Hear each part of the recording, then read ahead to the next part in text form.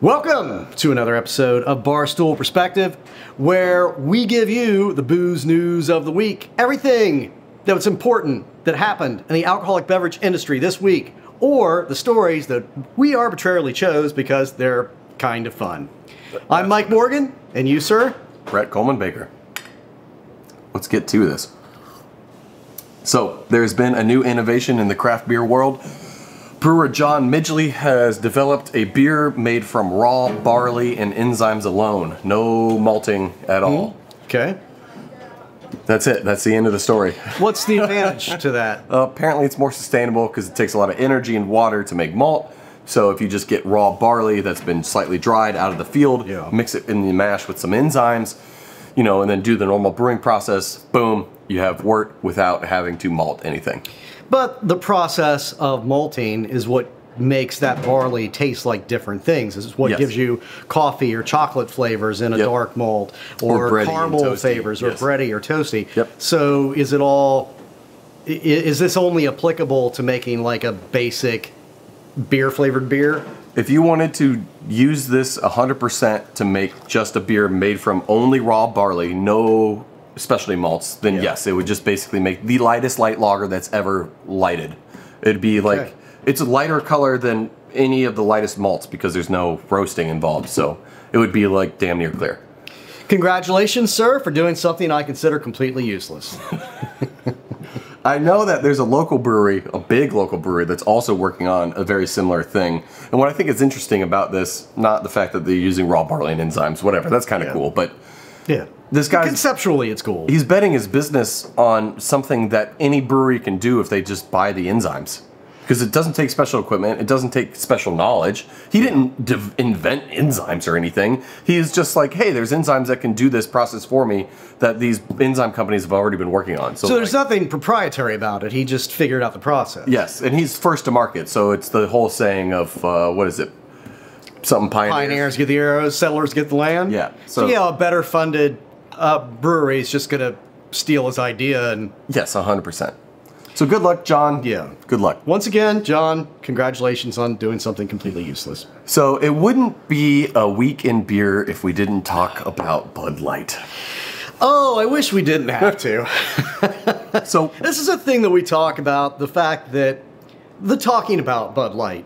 You know, I really kind of, no, I'd prefer not to, but it is such an entertaining story of an arbitrary death spiral and all of this just free-floating anger out there in America. It's fascinating. It is. I mean, we have to talk about it, and things continue to change every week. It's insane. How does 5 days go by and more stuff continues to happen? But it does.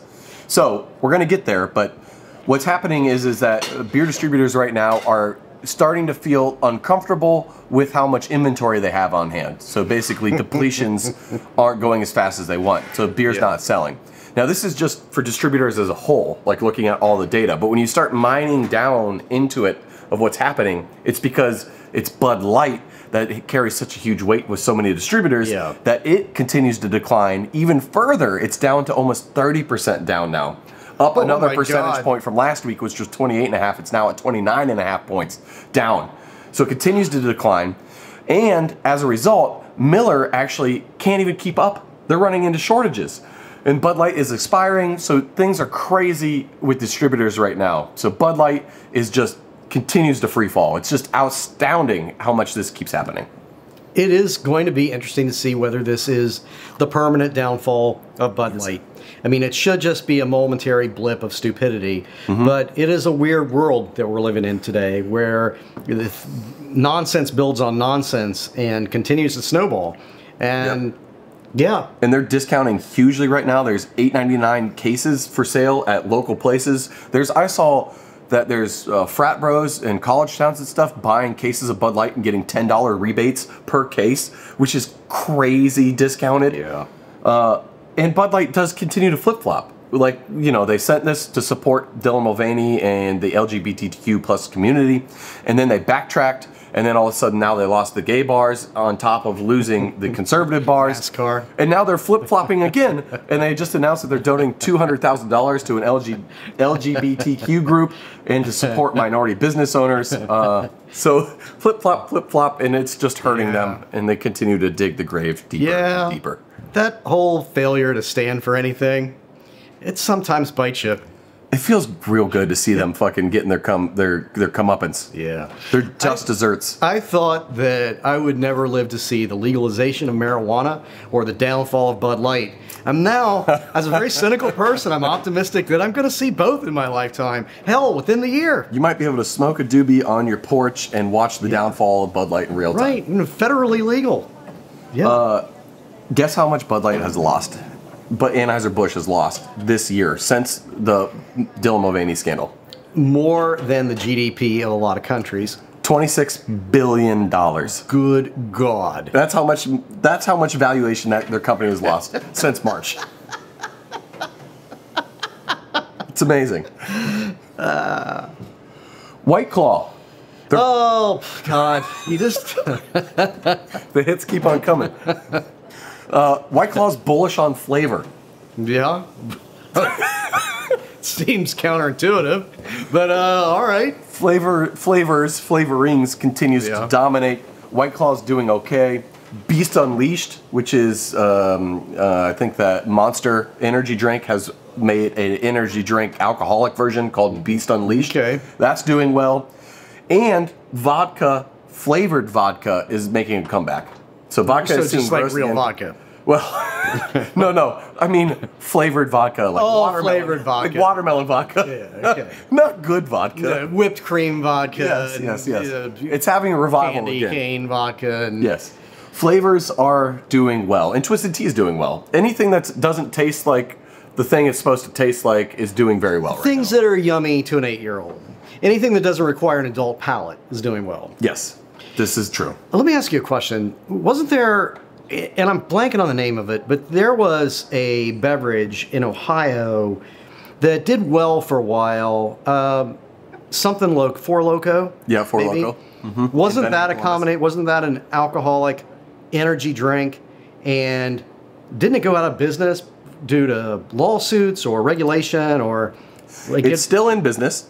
And yes, it was caffeine mixed with high octane mixed with sugar, and it was basically blackout juice in a can for college kids. Yeah. And then... Sounds like a good idea. It got regulated. You can't put caffeine with alcohol anymore directly. So now this Beast Unleashed, it doesn't have caffeine in it, even though it may have guarine, taurine, or this other crap. So it's not technically caffeinated It has anymore. worse for you things in it to substitute for the caffeine. I drink a lot, and I wouldn't drink that. Yeah. But if you guys want to be a sponsor. I love drinking Beast Unleashed. It goes really well in my cup. Yeah. I have it for breakfast. Unleash the day with Beast Unleashed. So, yeah, flavors. People love flavors. People don't like beer. We've said this 1,000 times, but it continues to be true.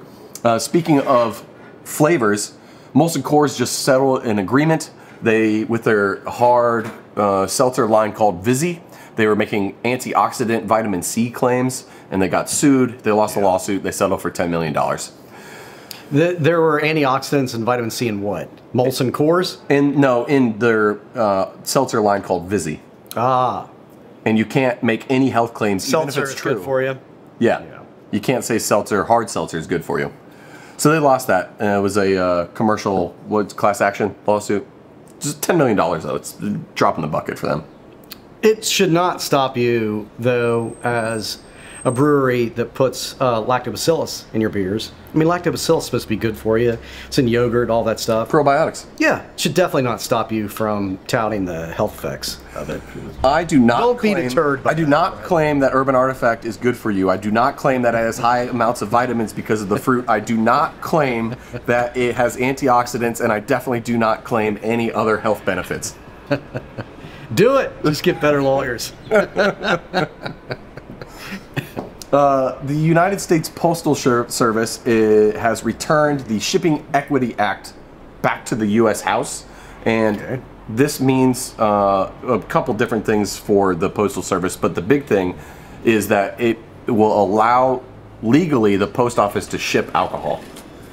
Nice. Yeah. Yeah, it's about time. I mean, that is an asinine regulation that's a carryover from past times. Yes. There's no reason why they can't and shouldn't. No, I mean, FedEx does it, UPS does it, and because they're the only two in game and there's no federally subsidized competitor, they charge the crap out of it to ship alcohol from UPS. So getting USPS into the game, even if we don't use them, us at Urban Artifact, just helping bring the market down a little bit would be fantastic. What are the chances of passage? I mean, this sounds like common sense, but there is, you know, this solid... There's one of the major political parties that has a real hatred for the post office and a desire to decimate it. So what's the chance of passage look like for this? You know, I would like to say that because the Republican Party is the party of fiscal conservatism and that the post office needs to run like a business, not a service, that this should pass, because if it's a business, you should allow them to compete like a business. So you would think it would pass, and the Dems are in favor because it just provides more service for people. So it sounds like this should bring people together and move forward, but that being the case, I put it at maybe 25% chance of success. Great. Along with all other forms of good common sense legislation. Yeah. Nothing like the best here in the U.S. There's not. Running like a well-oiled machine. Craft beer continues to have things be shaken up. There has been a lot of things happening lately. None of it really matters until this end point, which I'm curious to hear your thoughts on. Ninkasi out of the Pacific Northwest has merged with a seltzer company, and then they formed a bigger company called Great Frontier Holdings. Who cares? Yeah. Constellation has divested all of their craft breweries now. They are no longer in craft beer. They're completely out. They sold Funky Buddha back to its owners. They sold Four Corners back to its owners, original owners. And on the backs of that, people buying their craft breweries back after they sold them, 21st Amendment has cut ties entirely with Brooklyn Brewery, who bought them, which is owned by Kirin. So they also took their stuff back. Brooklyn isn't independent anymore. That's a Kirin. I think technically they're independent, but Kirin owns 25% of them. So, you know, they're compromised. And then there was an interview with the original founder of 21st Amendment. And he said this whole move was about regaining independence. They did it not because they had to or because they wanted to or whatever, blah, blah, blah. It was all about regaining independence within craft beer. Now, I think that's bullshit. Why do you think that's bullshit? You think what they're saying is bullshit, or do you think the concept is bullshit? I think what he's saying is bullshit. I think that's a nice way of saying, look, we're craft again, when really I think that they weren't performing at all, and they were probably getting a ton of heat and pressure from Kirin or Constellation or Anheuser-Busch, and they were basically like, here's your out, get the hell out of here, your brand is tanking. You think they're putting the spin on, we got kicked off the life raft for sucking, so... Yes. Yeah, okay. Yes. Well, but pro-independence. Yep. I do like, conceptually, I like these stories about independent breweries regaining their independence. I do like that as a concept. But yeah, why it's happening. I mean, none of these huge conglomerations are giving these brands up because they make money and they want to help them. They want to help them, you know, fly on their own again. No, it's not that. Yeah, it's not out of altruism. Right. We have decided as AB InBev that we need more functional, vibrant, independent businesses in the alcohol industry. Monopolies, never. Yeah, monopolies are bad. We just woke up yesterday and decided that. I think there's also a little bit of founder arrogance going on here, too. Mm-hmm. If you sold and made a bunch of money, and then they came back to you and they're like, hey, do you want to buy it back at a discount? You're not going to be able to turn it around. Right. They've milked that for all it's worth. That's why they're selling it back to you. You're not going to save your brand. Take that money and go into the sunset and say, ha ha, you have a fucking sinking turd, and be happy that you made a bunch of money. Yeah. You're not going to turn it around. It's just they burned all of it. They burned all the capital your brand had. Yeah. I mean, they're typically going to cheapen. They're going to piece of business number one is to figure out how to cheapen the beer. Yes. So, yeah, you're getting it back at a discount because they've taken your name and drug it through the mud with an inferior product. And that is a much harder thing to come back from than it is to just take that big fat check you have and start a new brewery. Yeah, and they stole your IP. They mined all of that. They got rid of institutional knowledge because you're not going to buy a brewery and not just fire people that are redundant. You're absolutely going to do that. And you know who you're going to fire? You're going to fire that people from that brewery you just hired, not the people that were your people originally. Yeah. So you're buying a shell. You're right. Take that money, start something new, get a better concept, and refresh for the modern era. Like 21st Amendment, they make some okay beers, but their stuff doesn't play to the modern craft beer palate like it did 30 years ago when it started. So why would you run that back? It doesn't make sense to me. Oh, yeah, I mean, tastes have changed radically. Would a lot of these breweries, I mean, aside from even being purchased, would a brewery like Three Floyds out of Indiana, would they have cut through today the way they did when they were founded? Oh, there's no way. Absolutely not. I mean, like Zombie Dust is a good beer, but it's one of those beers that became a household name because it was really distinct from anything else that was out there when it came out. Yep. Now it's indistinguishable from a gazillion other beers. Yep. And, you know, it's still really good beer. It is still really good beer. There's 20 other just like it. Yeah, there's no reason for a bunch of people to stand in line because, you know, we're releasing Zombie Dust. So, yeah, I mean, I don't think that Three Floyds would have seen the growth that they did if they had come around today. Bell's Two Hearted, I think, is one of the best beers made in America still. But, you know, would Bell's Two Hearted have cut through the market today like it did whenever the hell, what was that, late 80s that they started making Two Hearted, I think. 87, 88, something like that. Yeah, yeah. Like, there's no way. There's no way. No. You could probably say that about any of these breweries that started in the 90s. They wouldn't cut through this day and age the same way because things have changed so much. Right. Start at Seltzery.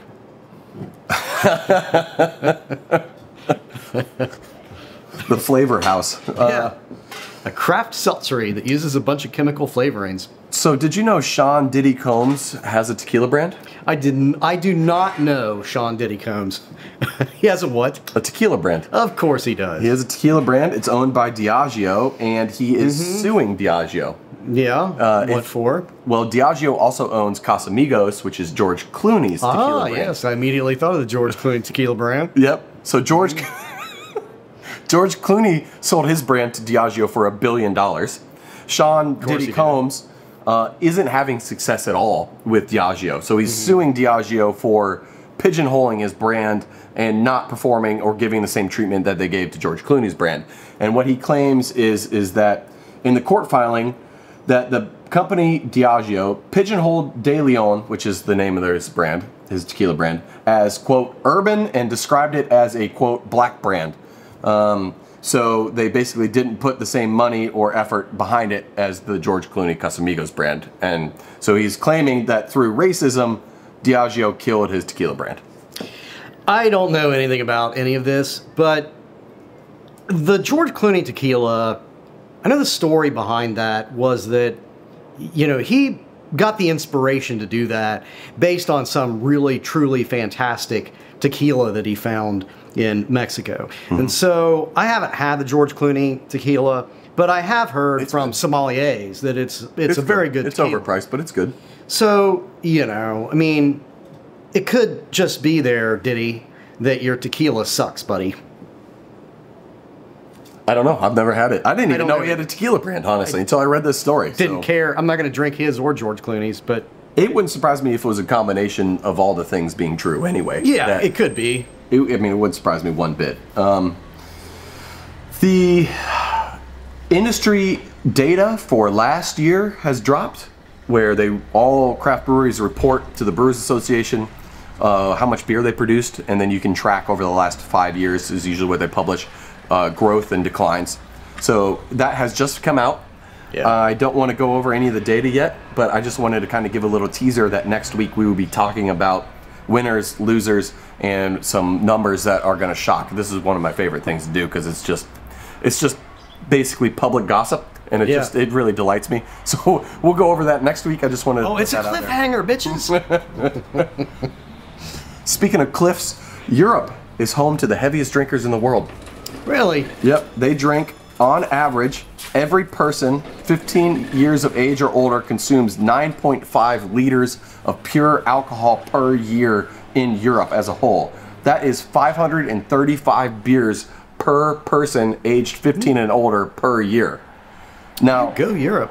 Now, what's interesting about that, that's 89 six-packs. So that means a little more than 1.5 six-packs per week is what someone's drinking. Almost 2 six-packs a week is the average for anyone 15 or older.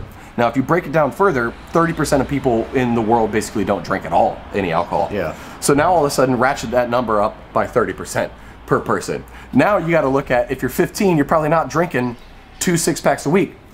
And there's also probably the majority of people not drinking a 6-pack a week. So ratchet up these numbers for the heavy drinker, and all of a sudden you got someone in Europe that's a heavy drinker. They're drinking like a case of beer a week minimum. I need to move to Europe so that I look like a much more moderate drinker. Yeah, I'm no comment there. Anyway, they drink a lot of alcohol. That's the whole point. Can you guess which country? And their health statistics are better overall. Well, yes, and not cause and effect, but I mean, despite the negative aspects of alcohol.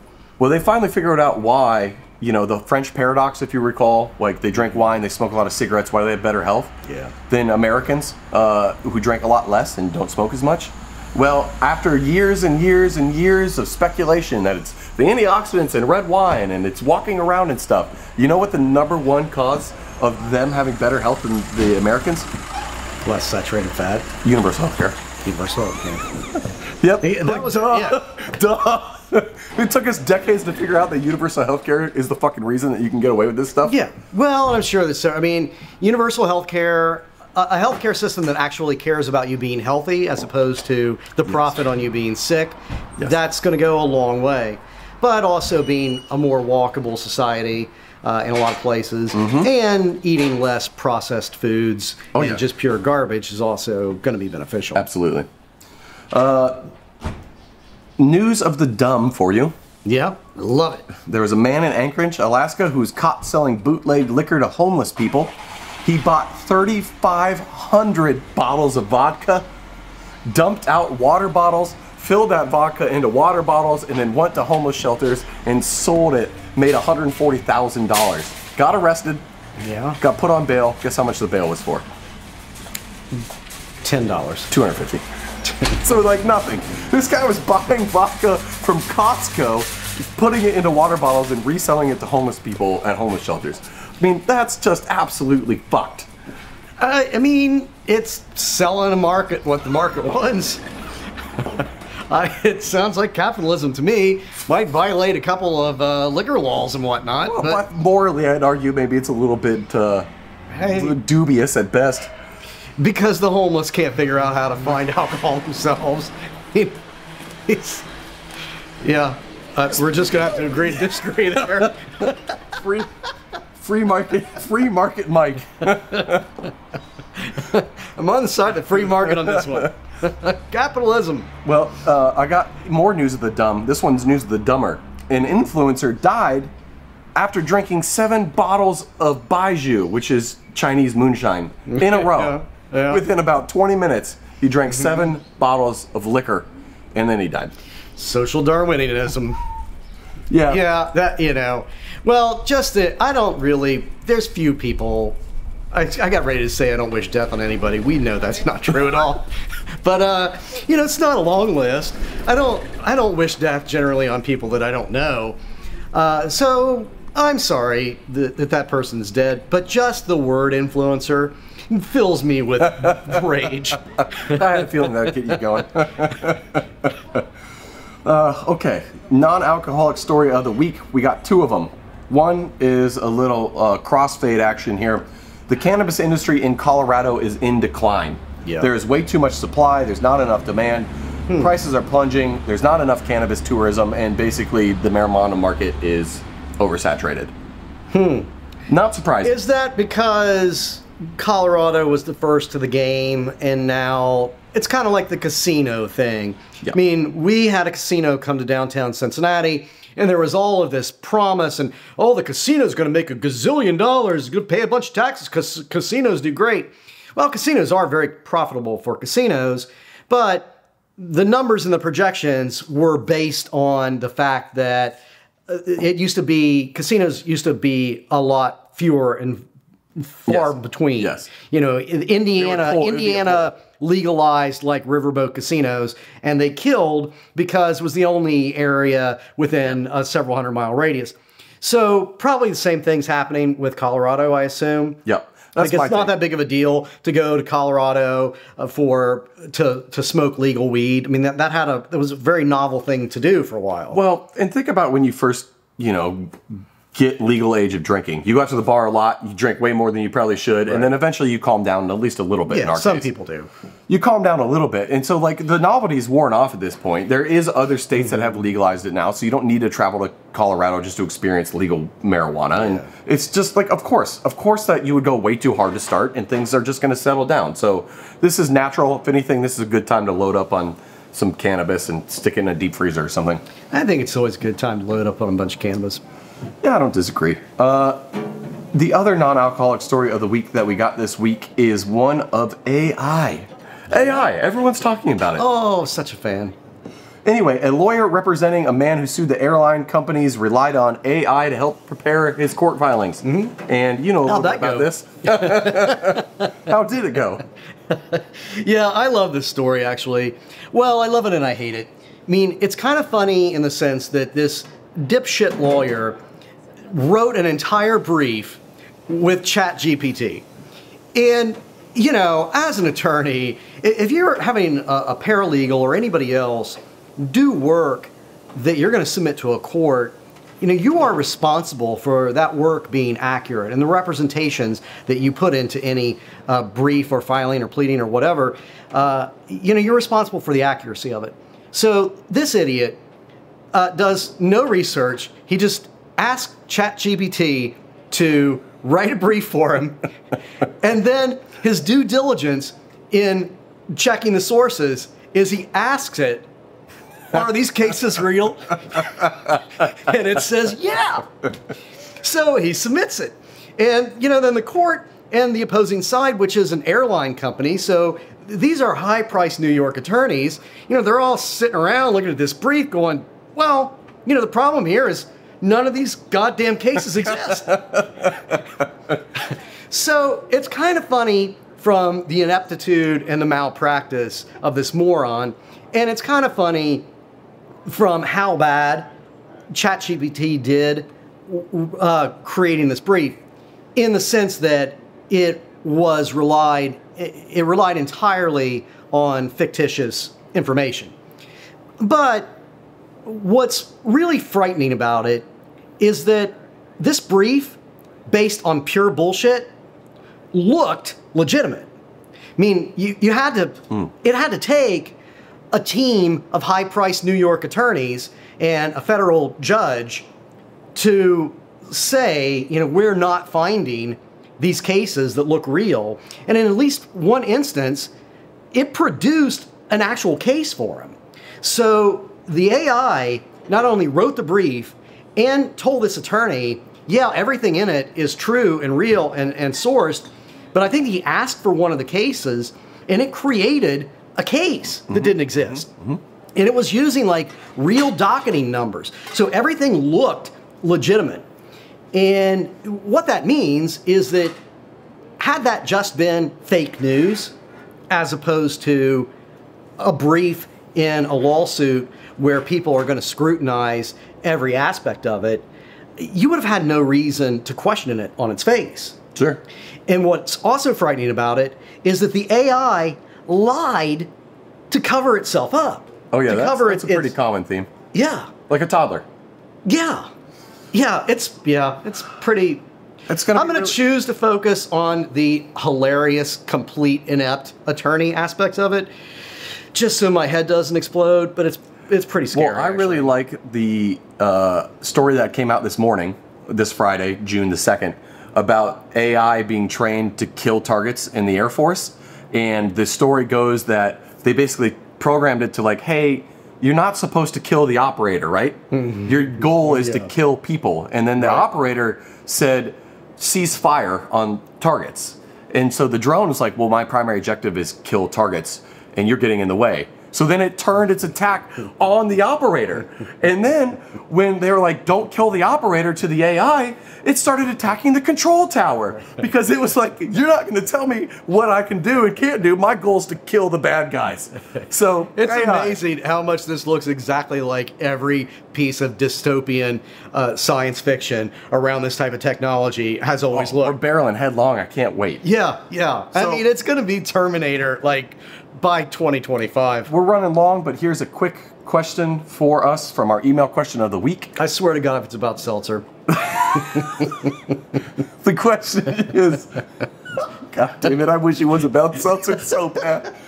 The question is, if you're stocking a cooler for summertime barbecue or party, what alcoholic beverages are you putting in there?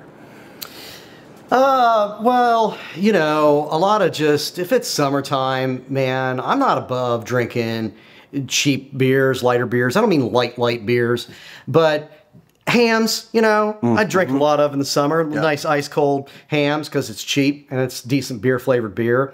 But I'm doing a lot of that. If I'm going to drink a little bit better beers, I mean, I love a good Saison in the summer, and sometimes a really nice German Hefeweizen. Those are great. Yep. Yeah, those are great. And just a good, like a Pilsner or Quell, like some really good Pilsners.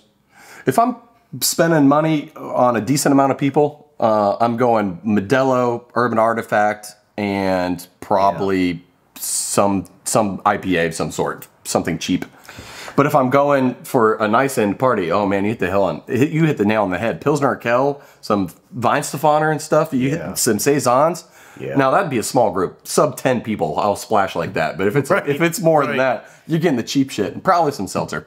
Yeah, and some of the beers that you guys do, like the Key Lime, Key Punch. Key Punch. That's a fantastic summer beer. It's really refreshing and pickle's fun on a barbecue too. But we're going long. This is the end. Bruce Guys, Barstool Perspective every Friday. Well, Monday for you.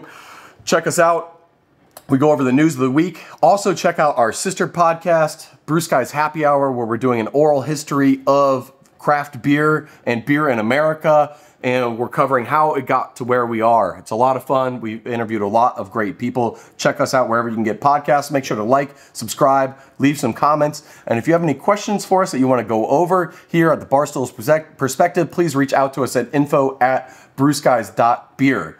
But this is the end of this episode. It is getting long in the tooth of this day, and it is time to start drinking beer instead of coffee. So see you next week. See you next week. And happy missing link. Cheers.